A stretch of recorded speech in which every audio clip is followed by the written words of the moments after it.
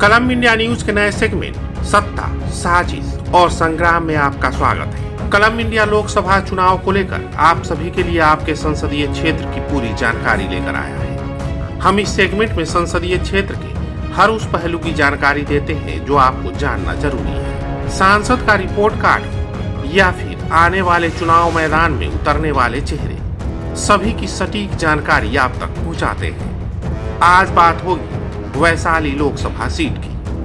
विश्व में लोकतंत्र की पहली प्रयोगशाला रहा वैशाली राजनीतिक दृष्टिकोण से समृद्ध रहा है। इस सीट से 6 बार दिग्विजय नारायण सिंह और राजद के वरिष्ठ नेता डॉक्टर रघुवंश प्रसाद सिंह लगातार 5 बार सांसद रहे थे। सामाजिक रूप से बेहद जागरूक वैशाली की राजनीति का अपना मन और मिजाज है। यहाँ का सियासी संघर्ष हमेशा सामाजिक न्याय की पृष्ठभूमि पर लड़ी जाती रही है, लेकिन अगड़ी जाति के उम्मीदवार ही यहाँ से जीतते आए हैं। हालांकि बदलते दौर के साथ बहुत कुछ बदल रहा है। वैशाली पर भी 2014 में मोदी लहर का असर साफ देखा गया था। 2014 की मोदी लहर में राजद का ये अभेद किला ढह गया और एलजेपी के रामाकिशोर सिंह ने डॉक्टर रघुवंश प्रसाद सिंह को मात दी। 2019 में एक बार फिर से एलजेपी की वीणा देवी ने रघुवंश प्रसाद सिंह को मात दी थी। वीणा देवी जेडीयू के एमएलसी दिनेश चंद्र सिंह की पत्नी है। 2019 के चुनाव में वीणा देवी को 5,68,215 वोट मिले थे, जबकि रघुवंश बाबू को 3,33,631 वोट मिले थे। वैशाली लोकसभा सीट के लिए 1977 के बाद अब तक 12 बार चुनाव हुए हैं। वहीं 12 चुनावों में 10 बार राजपूत उम्मीदवारों ने जीत हासिल की है, जबकि 2 बार भूमिहार समुदाय का उम्मीदवार जीत हासिल करने में कामयाब रहा है। वहीं इस सीट से लालू यादव का भी खास रिश्ता रहा है। कहा जाता है कि 1994 में जब लालू प्रसाद का शासन पूरे रौ में था, उन दिनों हुए उपचुनाव में आनंद मोहन की पत्नी लवली आनंद ने पूर्व सीएम सत्येंद्र नारायण सिंह की पत्नी किशोरी सिन्हा को पराजित कर दिया था। बिहार के चुनावी इतिहास में इस चुनाव की बड़ी चर्चा हुई थी और यह लालू यादव की पहली राजनीतिक हार मानी जाती है और कहा जा रहा है कि एक बार फिर इस सीट पर लवली आनंद चुनावी मैदान में उतरने की तैयारी में है। अगर हम वर्तमान परिप्रेक्ष्य में बात करें तो यहाँ से वीणा देवी सांसद है जो एलजेपी से आती है और चाचा भतीजे के बीच हुए विवाद में उन्होंने चाचा यानी पशुपति पारस का साथ देने का फैसला किया था और 5 सांसदों में वो भी शामिल थी। लेकिन एक बार फिर बदलते सियासी समीकरण में वो चिराग से नजदीकियां बढ़ाने में जुट गई है, क्योंकि उन्हें पता है कि उनका राजनीतिक भविष्य चिराग के साथ ही है। बिहार में चिराग पासवान की छवि एक ऐसे राजनेता के तौर पर उभरी है जिसे बिहार के अगले सीएम के तौर पर देखा जा रहा है और चिराग ने इसे सिद्ध भी किया है। युवाओं के बीच अपनी अलग पहचान रखने वाले चिराग पासवान को बिहार के साथ साथ अन्य प्रदेशों में भी अच्छी खासी फैन फॉलोइंग है। जिस वोट बैंक की राजनीति चिराग के पिता हमेशा करते रहे, वो आज भी चिराग पासवान के साथ है। साथ ही युवाओं का भरोसा भी चिराग ने जीता है। बिहार में सबसे ज्यादा कमी पढ़े लिखे राजनेताओं की रही है। ऐसे में चिराग पासवान उन राजनेताओं को पीछे छोड़ रहे हैं जो जात पात की राजनीति करते रहे हैं। चिराग पासवान हमेशा से सभी के विकास की बात करते रहे हैं और उसी मिशन पर लगातार काम करते हैं। लेकिन सबसे ज्यादा चिराग पासवान दीन दुखियों, गरीब असहायों की मदद करते रहे हैं और उनके लिए हमेशा वो लड़ाई लड़ते हैं।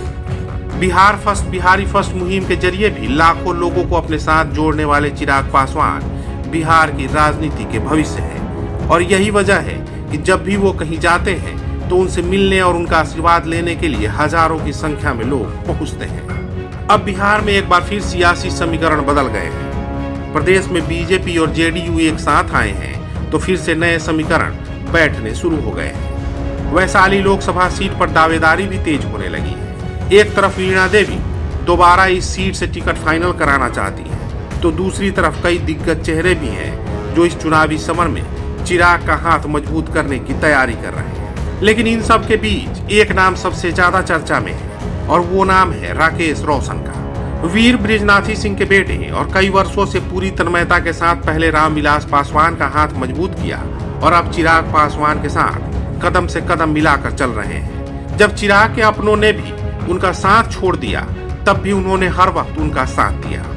चिराग पासवान की राजनीति से प्रेरणा लेकर राकेश रोशन भी हमेशा उन लोगों के साथ खड़े मिलते हैं जो जरूरतमंद हैं, असहाय हैं और गरीब हैं। 1986 में जन्मे राकेश रोशन युवा होने के साथ साथ सामाजिक कार्यों में हमेशा से बढ़ चढ़कर हिस्सा लेते रहे हैं। इंजीनियरिंग और राजनीति शास्त्र में मास्टर्स राकेश रोशन किसी पहचान के मोहताज नहीं। परफेक्शन IAS, UPSE और BPSC फाउंडेशन क्लासेस के लिए समर्पित संस्थान। यहाँ आपको UPSE selected and interview appeared faculties द्वारा गाइड किया जाता है। Separate batches for Hindi and English medium. 65वीं और 64वीं BPSC एग्जाम में 69 और 107 रिजल्ट्स एवं 66वीं BPSC एग्जाम में 131 रिजल्ट्स हासिल किया है परफेक्शन IAS टीम ने। परफेक्शन IAS, कुमार टार, बोरिंग रोड, पटना।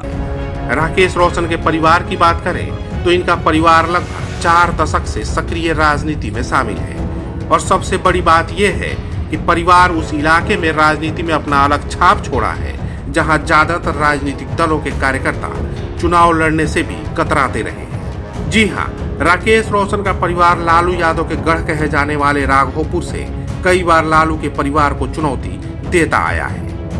लालू के परिवार से राकेश रोशन के परिवार की विचारधारा की लड़ाई रही है और इसे उनके परिवार ने साबित भी किया है। चाहे वो 2000 में हुआ उपचुनाव हो, जिस वक्त पूरे बिहार में सिर्फ एक सीट राघोपुर में उपचुनाव हुए थे। उस दौरान तत्कालीन मुख्यमंत्री राबड़ी देवी वहां से चुनावी मैदान में थी और उस चुनाव को जीतना उनके लिए करो या मरो की स्थिति थी। ऐसे में राकेश रोशन की मां वीरा देवी ने चुनावी मैदान में ताल ठोका था और उस वक्त सत्ता पक्ष द्वारा साम दाम दंड भेद के बावजूद चुनाव में राबड़ी देवी महज 6000 वोट से ही जीत दर्ज कर पाई थी। ऐसे में अंदाजा लगाया जा सकता है कि राकेश रोशन के परिवार का उस इलाके में कितनी पकड़ है। यही नहीं, राकेश रोशन भी लालू और राबड़ी के बेटे तेजस्वी यादव के खिलाफ चुनावी मैदान में ताल ठोक चुके हैं। 2020 विधानसभा चुनाव के दौरान राकेश रोशन ने तेजस्वी यादव के खिलाफ चुनाव लड़ा और उस समय भी तेजस्वी यादव की सांसें अटक गई थी। यही वजह थी कि उन्हें कई बार उस इलाके में आना पड़ा और लोगों से वोट देने के लिए गिड़गिड़ाना पड़ा। 2020 के विधानसभा चुनाव में भी तेजस्वी यादव ज्यादा मार्जिन से चुनाव जीत नहीं पाए थे। लगभग 1 दशक से अपनी पार्टी को मजबूत करने वाले राकेश रोशन इलाके में अलग छवि रखते हैं। उनके द्वारा पार्टी के लिए किए गए कार्य को भी वरिष्ठ नेताओं ने कई बार सराहा है। हमेशा लोजपा रामविलास के लिए 24 घंटे तत्पर और सब कुछ न्यौछावर करने वाले राकेश रोशन हमेशा अपनी पार्टी के दिए कार्यों में लगे रहते हैं। उनके द्वारा 2015 से 2017 तक किए गए कार्यों को देखते हुए 2017 में IT सेल का प्रदेश अध्यक्ष बनाया, जिसके बाद इन्होंने सभी जिलों में पंचायत स्तर तक टीम तैयार किए। साथ ही जमुई, हाजीपुर, समस्तीपुर, पश्चिमी चंपारण समेत कई जिलों में बूथ कमेटी तैयार किया। इसके साथ ही जमुई लोकसभा चुनाव में तारापुर विधानसभा का प्रभारी पद हो या समस्तीपुर लोकसभा उपचुनाव में वारिसनगर का प्रभारी बनाए जाने का मामला, सभी जगह इन्होंने पार्टी को हमेशा मजबूत किया और अच्छे रिजल्ट भी दिए। राकेश रोशन ने वैशाली के साथ साथ प्रदेश के अन्य जिलों में वीर बृजनाथी सिंह सेवा संस्थान और लोक जनशक्ति पार्टी IT सेल के तत्वावधान में कई चिकित्सीय सेवाएं, खाद्य सामग्री वितरण, वस्त्र वितरण के साथ ही गरीबों के बीच मदद भी पहुंचाई, जिससे हजारों परिवार लाभान्वित हुए।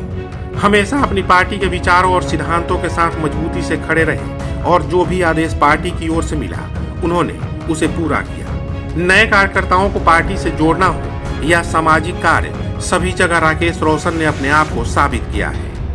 पिछले 2 पीढ़ियों से राकेश रोशन का पूरा परिवार पहले रामविलास पासवान और अब चिराग पासवान के साथ मजबूती के साथ खड़ा है। विषम से विषम परिस्थितियों में भी राकेश रोशन हमेशा पार्टी के उत्थान के लिए कार्य कर रहे हैं। ऐसे में वैशाली लोकसभा से राकेश रोशन की दावेदारी सबसे मजबूत मानी जा रही है। लेकिन कहा जाता है ना कि दूध का जला छाछ भी फूक फूक कर पीता है।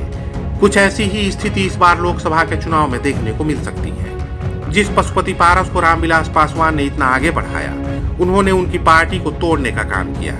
ऐसे में चिराग पासवान भी अब इससे सबक लेते हुए अपने पुराने और कर्मठ कार्यकर्ताओं पर भरोसा जताएंगे और इस बार धनबल को बढ़ावा न देते हुए अपनी पार्टी और जमीनी कार्यकर्ताओं को मौका देने का मन बना चुके हैं। कई बार चिराग पासवान भी इसे लेकर पार्टी कार्यकर्ताओं के बीच संदेश देते नजर आए हैं। अगर वैशाली में धनबल को मौका नहीं मिलेगा तो वीणा देवी का टिकट कटना तय है और नए चेहरे को मौका मिल सकता है। इसकी एक खास वजह भी है। चिराग पासवान युवा हैं और वो युवा चेहरे पर ही भरोसा जताएंगे। साथ ही जो कार्यकर्ता दशकों से उनके साथ है और लगातार पार्टी और जनहित के कार्य कर रहा है, वफादार है, उस उम्मीदवार को चिराग पासवान मौका जरूर देंगे। साथ ही जो उम्मीदवार कर्मठ होगा, जमीनी होगा और युवाओं के बीच जिसकी अलग पहचान होगी, उसे ही मौका मिलना तय है। चिराग पासवान युवा होने के नाते ये सभी बातें जानते हैं और इससे पहले उन्होंने राकेश रोशन पर भरोसा भी जताया है, जिस पर वो खड़े भी उतरे हैं। ऐसे में राकेश रोशन इस रेस में कहीं